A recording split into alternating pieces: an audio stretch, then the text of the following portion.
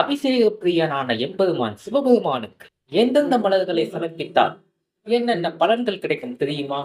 இதோ சிவபெருமானுக்கு முல்லைப்பூ கொண்டு அர்ச்சனை செய்தால் நமக்கு ஏற்பட்டுள்ள கடன் தொல்லைகள் நீங்கும். சிவபெருமானுக்கு செம்பருத்தி பூ கொண்டு அர்ச்சனை செய்தால் நமக்கு பணம் சேரும். சிவபெருமானுக்கு ரோஜா பூ கொண்டு அர்ச்சனை செய்தால் உங்களுக்கு திருமணம் கைகூடும். சிவபெருமானுக்கு எருக்கப்பூ கொண்டு அர்ச்சனை செய்தால் நமக்கு மோட்சம் கிட்டும். சிவபெருமானுக்கு தாமரைப்பூ கொண்டு அர்ச்சனை செய்தால் நமக்கு ஐஸ்வர்யம் கிடைக்கும்.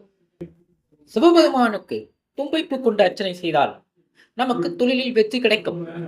சிவபெருமானுக்கு அவளிப்பூ கொண்டு அர்ச்சனை செய்தால் நமக்கு மன அமைதி கிடைக்கும். சிவபெருமானுக்கு மல்லிப்பூ கொண்டு அர்ச்சனை செய்தால் உங்களுக்கு குடும்ப ஒற்றுமை மேம்படும். சிவபெருமானுக்கு பிச்சிப்பூ கொண்டு அர்ச்சனை செய்தால் நமக்கு தீவினைகள் நீங்கும்.